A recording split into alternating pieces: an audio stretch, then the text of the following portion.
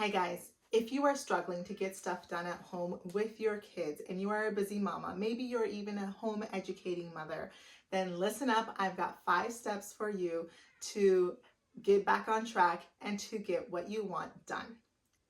Hi, my name is Hiba. I am a home educating mother of 4 kids. I am a pharmacist as well, and I love to run my own business at home. And I love design and decor and organizing and just turning my chaotic home into one beautiful work of art. And one thing I absolutely love to do is I love to dream up a beautiful design and then I try to figure out how I can build it all on my own, because that's just what I like to do on my own time when I'm not busy with kids. I am purposely filming this video in front of my bookcase that I have been working on for the past 7 months, guys. I'm not even joking. It has been a labor, and it is a labor of love. As it is, you can tell it's not done. I am finishing up the priming portion of it, and I just have to paint it and then it will be done. My first piece of advice is just cut yourself some slack, especially depending on what time of season that you are in with your children. If you have a newborn, I mean, wait till about 2 years until you're really gonna start getting this process efficient. At least for me, I am not getting stuff done when I have a newborn, or if I have a baby under 2 that isn't sleeping and is itchy with eczema at night. It doesn't work for me. Okay, but my youngest now is a little over 2 years old, and I'm finally starting to see the light at the end of the tunnel, and I'm finally starting to put systems in place to actually get stuff done, and I am loving it. I am feeling like myself again, and I am absolutely loving it. So I want to help you out too. So here are 5 steps on how to get stuff done, how I usually am trying to get stuff done. Okay, step number 1 is prioritize your sleep. And yes, that is post newborn and baby sleep withdrawals and all of that. Once your baby is sleeping, start prioritizing your sleep, because as women, it is so important for us to have a regular sleep rhythm. So I am going to sleep at 9 p.m. guys. So guess what? If I am sleeping at 9 p.m., I am winding down at 7 p.m. So after dinner, I am getting my kids into their PJs. I'm helping them wash up. Ideally, I would love to be in bed at 7 p.m. so I can journal and I can read and I can do all these wonderful wind down activities from 7 to 9 and go to sleep. But realistically right now, it's not exactly like that. And sometimes I don't even get in bed by 9, but I try my very best, because here's the best part. I wake up at 4 a.m. And that is like the most enjoyable time of my day, is the hours of 4 a.m. up until about 7 when my younger ones start to wake up. So from 4 to 7, I am priming myself for the day. I will pray my tahajjud at this time. I will pray, like I will center myself. I will meditate. I will journal. I will do all the things. Okay, and then I am working on my passion project. So if it's not the bookcase, maybe it's something for the kids co-op, or maybe it's for something else.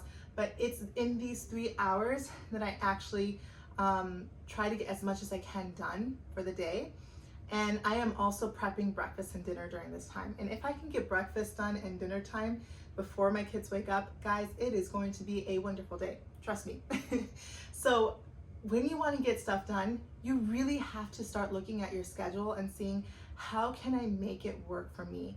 With little kids, they really taught me to wake up earlier and to use those hours before they wake up to just prime myself for the day, get myself spiritually and mentally ready, and then also to get a lot of hard tasks done before they wake up, okay?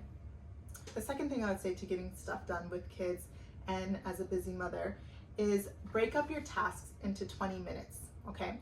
So you will have time, like, okay, now I'm talking to moms who have kids over 2 years old, okay? If you have a newborn, it's a completely different, you can take this and try to implement whatever you can, but just be easy on yourself and just show yourself some grace, because when you have little babies under 2, it's a really tough season in life, especially if you have multiples. But if you can break your task up into 20 minutes increments, then you will be on your way to getting that task completed. So let me tell you an example. This bookcase here, I have to prime each and every single shelf, okay? And it kind of takes me it's about roughly 20 minutes for me to prime just one shelf, okay? And so before I can actually paint it, I have to prime it.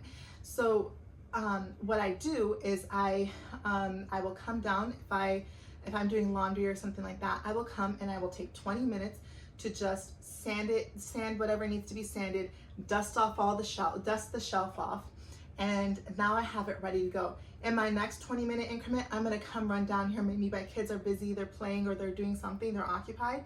I will just run down here and I will prime a shelf, and then I'll run back upstairs. So I don't have, unfortunately, the luxury to just spend an entire weekend finishing this up. I could finish this project up in a week, guys, and it's been over 7 months now. I could have gotten this done in 1 week if I really gave it my all, but I don't have that kind of time. With little kids, it just doesn't happen. So I have to find 20-minute increments, and I have to be super efficient with that time that I do have in order to get that shelf done. Another thing, okay, if I know I am going to be making like a veggie roast for dinner, I will have my veggies ready to go in the morning during breakfast. I am washing them, and then I will come back in the kitchen and I will spend another 20 minutes cutting up my vegetables, or I will come back in another 20 minutes if I'm making like a curry chicken or a chicken salad. In the morning, I will take out all my ginger, garlic, tomatoes, onions, whatever veggies that I need for my chicken, and I will start cutting it up. And throughout the day, I am getting ready so that when it comes time to dinner, it's just boom. I put everything in my pot and I'm good to go. I'm not spending a ton of time cutting up veggies and whatnot. So these little tasks, these little like breaking up a big task into smaller increments is so helpful for actually completing that task and getting it done, especially with multiple children, okay? Because I can spend like 5-10 minutes cutting up some ginger and garlic with my 2-year-old nagging at my feet, but I couldn't make a whole dinner with him nagging at my feet and wanting to stir the chicken with me and whatever, okay?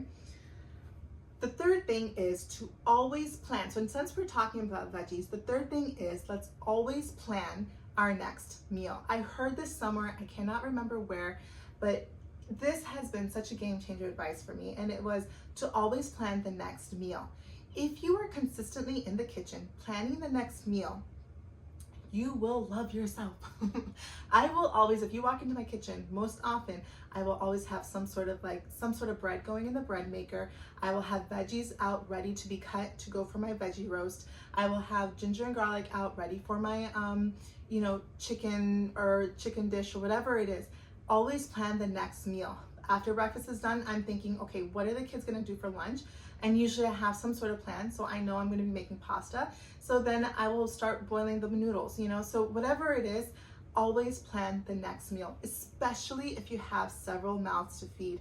And luckily I have 4 beautiful children who are always hungry, and they're really just rapidly growing right now, so they're always wanting to snack and everything like that. So I'm literally feeding these kids every 2 hours.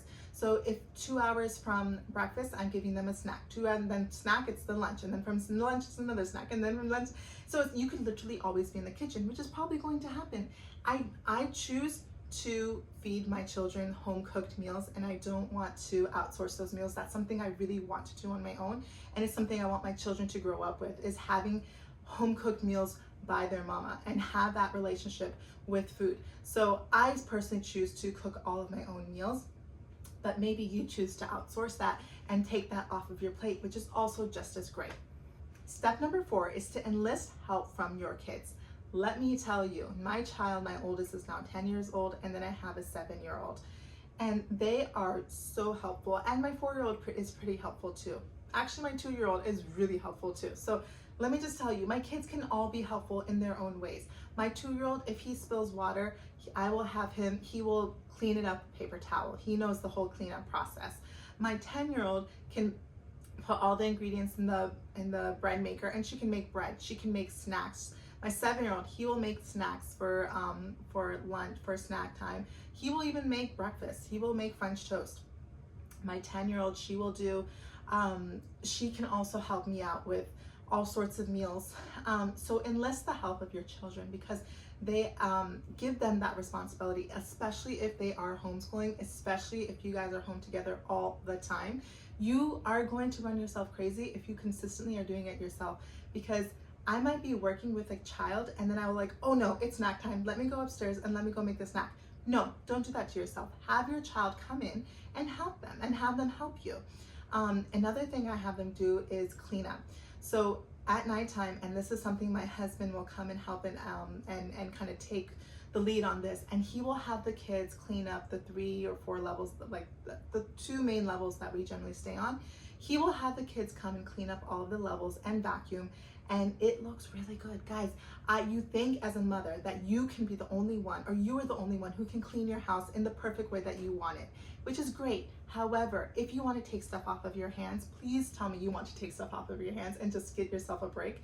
Have your kids do it, and that way they're also learning to take care of themselves. So the last advice that I have for you, number 5, my favorite, and that is to keep a journal on hand. It was not until I started keeping a journal on hand and I started to check everything that I was doing on a regular basis, where then I started to see actual changes and actual things moving in the right direction. If you want to get stuff done, you have to keep track of how you are spending your days.